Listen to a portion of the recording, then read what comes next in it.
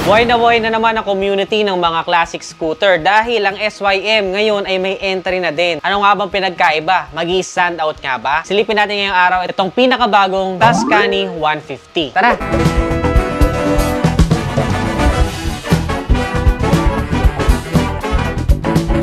Ngayong araw nga dito sa Makina Moto Show Netizens ay nirelease na itong Tuscany 150 at isa tayo sa mga palad na unang makakapag-review nito at ang nagustuhan ko kahit na classic scooter ang inihahatid ni SYM dito ay in-incorporate na agad nila at ngayon na ako nakakita na naka-keyless system na for a classic scooter. Oo, ang galing, di ba? Pangalawa pa sa kakaiba sa scooter na to Netizens ay nasa unahan na din yung kanyang fuel tank na usually ay sa mga Japanese bikes lang natin nakikita at yung category nila is more on pang everyday o kaya naman ay somehow may pagka-sporty na scooter. Pero itong isang to, classic scooter siya pero na-incorporate na niya agad yung mga modern characteristic ng motorsiklo nowadays. Although syempre marami na nga rin tayo nakikita na ganitong similar looks of a classic scooter sa mga iba pang brands. Pero si SYM ay sadyang may sariling flavor or character talaga. Very distinct at nag-stand out sa akin yung kanyang pinaka turn signal sa unahan dahil gustong-gusto ko yung C-shape or parang clamp ng crab both sa unahan at sa likuran. Of course, LED na rin po yung kanyang pinaka-headlight at split LED na rin yan kaya masisecure natin na maliwanag sa gabi at hindi nakakasilaw sa mga nakakasalubong. Bukod pa dyan ay kinumpleto ng classic looks yung kanyang round shape na side mirrors. Isa rin syempre sa pinagmamalaki ng scooter na ito ay kung akala nila na parang bitin at kulang sa power ang mga classic scooter, itong isang to ay 150cc na po ang displacement niya at hindi kagaya ng iba na parang nasa around 125cc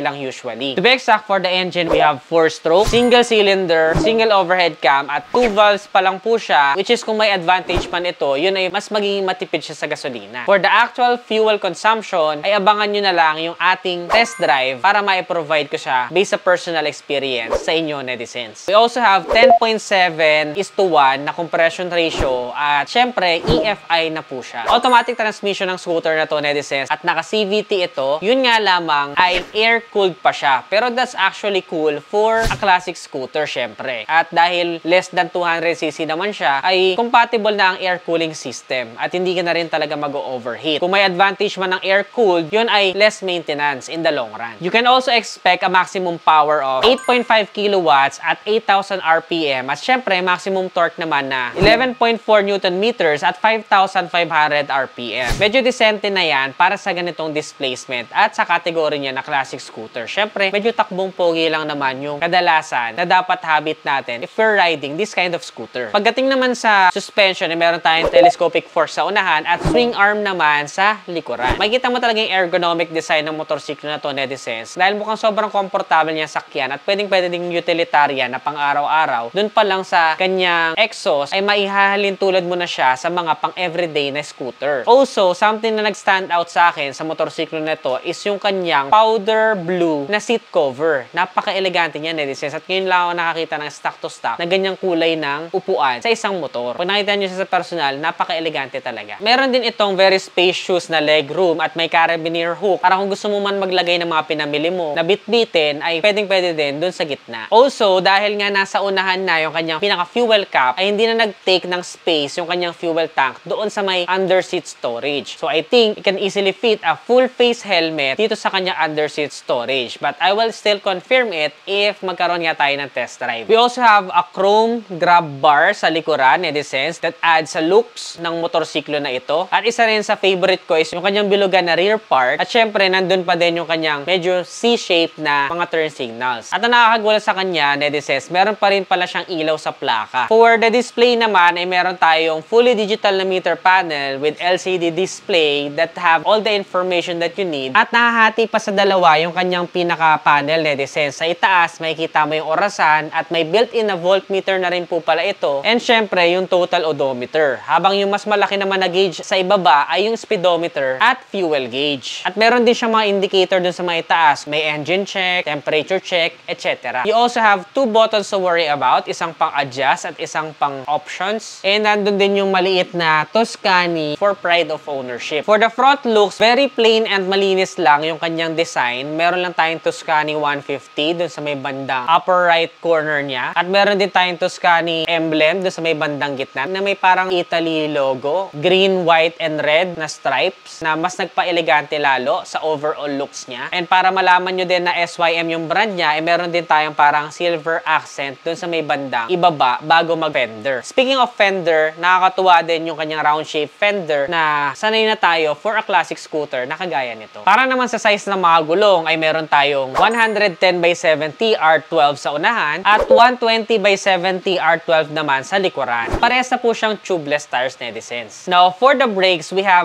disc brake both sa unahan at likuran at maganda sa kanya ay meron na din po siyang combined brake system na kung saan kapag pinigka mo yung isang brake lever ay pwede mong ma-activate yung parehas na brakes, usually 70% sa rear at 30% sa front na good for beginners para kahit isa lang yung naipreno nila ay mabibigyan na sila ng instant stopping power. Pero dahil hindi pa nga po siya ABS, make sure to always use both brakes. Sa mga magtataka kung nasan yung fuel tank niya, usually kapag ka ang fuel cap ay naandun sa may bandang unahan, nasa may pinakailalim yung kanyang fuel tank which gives us more center of gravity. At sa mga magtatanong naman ay 5.7 liters po yung kanyang capacity. For the weight ay masasabi ko na magaan na rin ang motorsiklo na to at 123 kilograms, kaya pwede na din ito for beginners. At abot na abot siya even for Filipino height na kagaya ko. My height is just 5'4", pero abot ko pa rin po ang sahig kapag binamaneho ko ito. So for tall riders naman, I think you can still enjoy it because medyo spacious naman po yung kanyang legroom. One thing na point for improvements ko para sa mga SYM units, siguro nga dahil ay international brand sila at siguro wala masyadong humps dun sa ibang bansa, ay mabababa yung kanilang ground clearance. This Tuscany ay meron lamang 101mm na ground clearance. So medyo syete ka talaga sa mga humps or doble ingat na lang or magmabagal kapag ka merong parating na humps or let's say dalawa kayo. For the overall dimensions ay meron po tayong length na 1,855, width na 715 at a height na 1,130mm. We also have a wheelbase of 1,260mm at bore and stroke naman na 57.4 by 57.8mm. For the side profile naman, netizens, mapapansin mo sa kanya ay meron siyang pillion ride step. Minimalist lang yung kanyang looks na meron tayong glossy finish for this black variant na nare-review natin ngayon. 3D Tuscany emblem dun naman sa may bandang rear part niya. Overall, hindi na miss out ni SYM yung pagiging elegant looking ng isang classic motorcycle. Masasabi kong very clean and simple yung aesthetic niya. Ngayon ang tanong, magkano kaya itong SYM Tuscany 150? Ito po ay merong SRP na 126,900 pesos. Para sa inyo, netizens, sulit ba itong Tuscany 150 ng SYM? Comment nyo naman sa ibaba. Ano pa kaya mga ibang motorsiklo ang gusto nyo mapanood next vlog? Comment your suggestions below. And para sa mga netizens natin dyan na bibili ng Tuscany, ay pwede na rin kayo magpa-reserve or mag-visit sa any Mitsukoshi branch nationwide na malapit sa inyo. Gamitin nyo po yung code natin na netizen SYM na nandyan sa screen ninyo kapag kabibili kayo para malaman nila na napanood nyo mula sa video ko at yun ang nagpa-decide sa inyong makabili ng Tuscany 150. With that being said, kapag ginamit niyo yung code ko, ay magkakaroon po kayo ng exclusive Mitsukoshi jacket na limited edition lang. At para lang yan sa mga solid netizens natin dyan. So yun lang, netizens. Kung nagustuhan mo to, don't forget to give this video a